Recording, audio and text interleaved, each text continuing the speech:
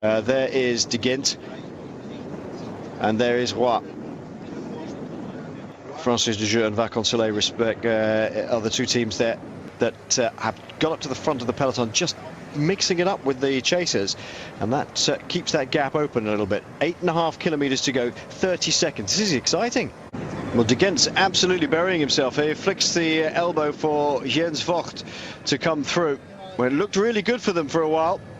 Now it's looking a little bit less good in this open terrain. Oh, it's looking very, very touch and go. I've got to say, I'm going to go with the Breakaway at the moment. Doesn't seem to be any organisation here at the front now. 3 kilometers to go, and Jens Vogt gets to the front with Jeremy Roy on his wheel once more. 20 seconds only is the gap, but I don't think they've got the organisation behind at the moment, Sean. It just doesn't look like it. Under the 1 kilometer to go banner, the Flamme Rouge, 3 men are out ahead. Jens Vogt, Thomas De Gendt and Jeremy Roy. Oh, it's what, about 10 seconds, I think, is the gap, with Tony Martin on the front of HTC High Road. And now Geraint Thomas of Sky takes up the challenge. Heinrich Hausler is lurking in there as well, a little bit further back for Carmen Sevilla. They've got to ride as far and as fast as they can. They can't keep looking at each other. Jeremy Roy just eases off the pedals. They can't do that. They've got to keep going. Jens knows it. Thomas De Gendt knows it. There's the 3 men. Somebody's taking a flyer off the front. Is it Thomas? Is that Geraint? It is! It's Geraint Thomas who's taking a flyer off the front, trying to track them down. Are these 3 men going to be caught? De Gendt goes on the far left-hand side in your shot, in the dark blue and yellow of Vacansoleil. Roy tries to take him. De Gendt's going to get this one. They're closing in. De Gendt gets the win. Oh, that's a great win for Vacansoleil. Brilliant stuff. Jeremy Roy hangs his head. He doesn't get it, and the peloton miss out. They cannot catch the Breakaway. Thomas De Gendt que voici à l'écran. Et donc c'est une formalité, je disais, 14 km 500, il faut simplement rester sur le vélo, éviter d'option de victoire. C'est le 3e du classement général. Hein. Voilà le malheur des uns, le bonheur d'un autre aujourd'hui. Plus longue entre Sisteron et la promenade des Anglais ici à Nice. On a un petit peu changé cette année comme l'un des leaders de cette équipe Omega Pharma. Épouvantail hein, depuis le... kilomètres, hein, Thomas De Gendt, quand on arrive seul comme ça avec une avance confortable. Mais autant en profiter, on le voit regarder à droite, à gauche, boire un petit coup. Les garçons que l'on salue, grande performance, il a osé. Pourtant ça roulait vite, parti au kilomètre 48 avec Renta Ramey, terminant solitaire. Il a construit sa victoire dans l'ascension du col de Vence. La victoire belge de Thomas De Gendt. 3.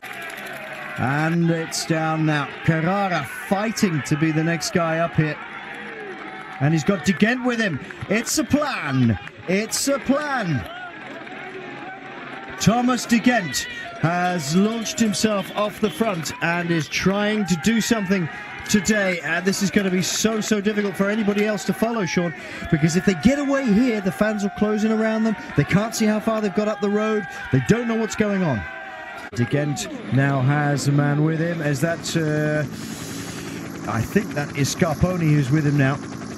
Well, Macho Carrara has nothing left in the tank. He's gone.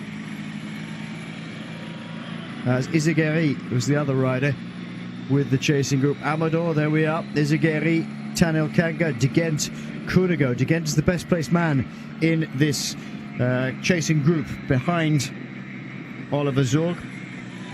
Oh. Thomas De Gendt is pushing on and Nieve is trying to go with him, but back in the group of favourites, Sean. Did you notice Van der Velde no longer on the front by the look of it? And he's gone. Is he gone? He's gone. Thomas De Gendt has gone from the other two. I mean, not gone backwards, gone forwards. Attack of Thomas De Gendt against the rest. He knows that the gap has to go out a little bit further, and Nieve doesn't have it. Wow. And of course, De Gendt is threatening him as well, but this is a magnificent ride by the Belgian Thomas De Gendt. Magnificent. I have watched, we have watched, you have watched one of the greatest rides in modern years. That is brilliant. Thomas De Gendt wins on the Passo del Stelvio. And in the process, I'm certain, is going to cause so many shockwaves through the rest of the peloton. It looks as if Keselowski's given Scarponi a turn with De Gendt just sit back there. If De Gendt is thinking about a stage, he has to think about bringing Lopez back. For me, Lopez looks as if he's going to be winning this stage, taking the bonuses. It's 10, 6 and 4 for the first three across the line. Dan Martin looks as if he's going to be the second Irishman to win this Tour of Catalonia. De Gendt here. We've got Scarponi also. He's back. Is he? He is. My goodness, sorry about that. There they are. It just suddenly pops into screen. So all four together. So all bets are now off. Scarponi goes off to the tight side of the road here and decides that he's going to try this himself. Keselowski just backed in third place there, as you can see. And De Gendt, oh, the mighty De Gendt, to stop shaving at the start of events. Sort of carries his lucky beard along with him. I don't know whether he's actually still got that. But nonetheless, here they come in then. Scarponi is at the front here in the pink and blue. De Gendt he's just behind for time at the moment. Lopez is there, and so is Keselowski at the back. Lopez for Sky. And here we go then, all spread across the road. It's about the victory today, and De Gendt comes to the fore here. Oh, De Gent's going to ride this one home, and there's nobody going to get back at him today. Keselowski is possibly going to be nearest man to him, but it's Lopez, in fact. There we go. There's your 1, 2, 3, 4. Is the leader, no doubt about that. Less than 12 kilometres to go for Peter Weening. Look at the difference in acceleration. De Gent's going to come straight past him, and that is heartbreak for the Dutchman. Thomas De Gendt riding around the final corner as Quintana attacks and leaves Contador behind. Oh, big news in the Volta Catalunya. Contador at a standstill, and it's the Colombian star riding up to try and put himself in the race lead. In the meantime, win for Thomas De Gendt. What a ride from him. It looked for so long as though Weening would take the victory. De Gendt is there, crossing the line and over it to take a very, very big win. Thomas De Gendt and Danny Navarro had the stage victory in mind. In the strongman's finish, Belgium's Thomas De Gendt won the stage ahead of Powells and Navarro.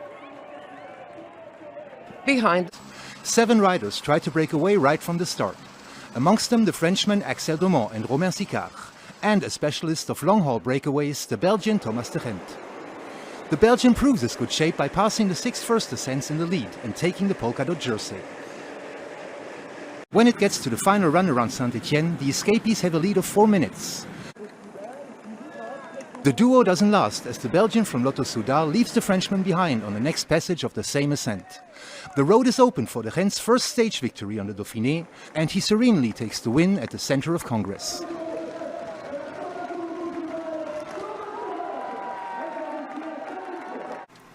The participants will be eager to catch the right train this Friday, and 19 men try their luck and break off.